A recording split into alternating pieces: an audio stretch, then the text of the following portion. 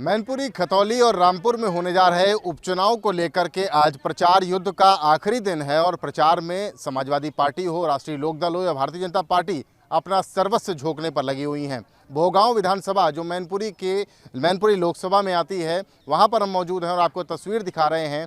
राष्ट्रीय अध्यक्ष समाजवादी पार्टी अखिलेश यादव यहां पर पहुंचेंगे, अपने कार्यकर्ताओं में जोश भरेंगे और जो चुनौती उनके पास है, विरासत की सियासत है और सियासत की विरासत है, उसको संभालने के लिए वो आज यहाँ पर होंगे।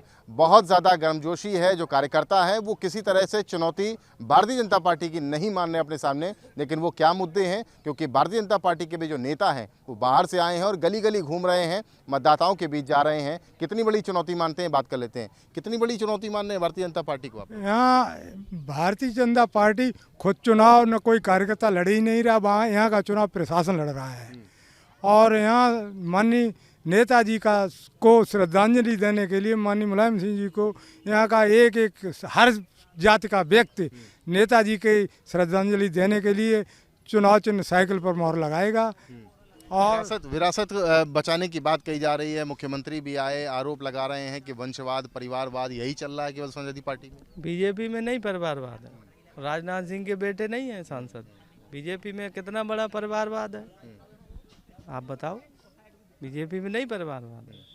अच्छा, मुद्दे क्या हैं? क्योंकि भारतीय जनता पार्टी के नेता हम देख रहे हैं कि भाई गली गली घूम रहे हैं। मैनपुरी की लोकसभा में भोगांव हो, किशनी हो, करहल हो, मैनपुरी सदर हो, तमाम जगह बाहर से जो विधायक बुलाए गए हैं, तमाम नेता, बहुत हाई प्रोफाइल बना दिया चुनाव। भारतीय जनता पार्टी में कहीं कोई वोट नहीं है। उनका जो चुनाव लड़ रहे हैं वो डीएम, एसएसपी और पुलिस वाले लड़ रहे हैं। जनता मैनपुरी जनता एक वोट समाजवादी पार्टी को, आदरणीय डिम्पल यादव जी को वोट देगी। यहाँ कहीं कोई टक्कर नहीं है, ना कोई चुनाव है। बीजेपी हताश निराश हो चुकी है, कहीं कोई चुनाव नहीं है।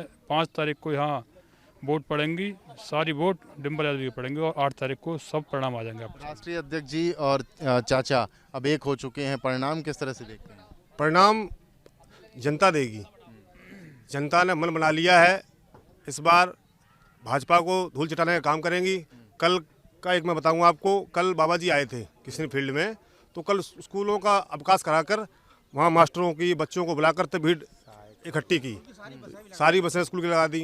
ये उनका हाल है। किस मुद्दे पर वो वोट मांगेंगे? आपको लगता है कोई मुद्दा है आप लोगों के पास या बीजेपी के पास? भाजपा के पास कोई मुद्दा नहीं, समाजवादी के पास मुद्दा है। जो उन्होंने विकास किया है, रोजगार को कभी बेरोजगार नहीं किया। विकास की रफ्तार को आगे बढ़ाने के लिए तो कह रहे हैं बीजेपी वाले। वो कह रही है, किया क्या उन्होंने? 2 बार केंद्र में सरकार रही है, दूसरी बार भाजपा में, वो प्रदेश में भी लगातार बनी है। 5 साल में पिछली बार क्या किया था उन्होंने?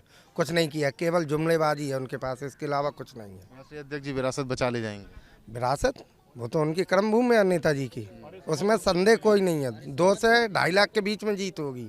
अब समाजवादी पार्टी के जो कार्यकर्ता हैं स्थानीय और जो नेता हैं वो साफ तौर पे कह रहे हैं कि भारतीय जनता पार्टी की कोई चुनौती इनको मैनपुरी लोकसभा उपचुनाव में नजर नहीं आती और 2 से 2.5 लाख से मतों से समाजवादी पार्टी के जो प्रत्याशी हैं डिम्पल यादव, मुलायम सिंह यादव की बहू, वो यहाँ से जीत दर्ज करने जा रही हैं। मैनपुरी से कैमरामैन पंकज निगम के साथ रतीश त्रिवेदी, एबीपी गंगा।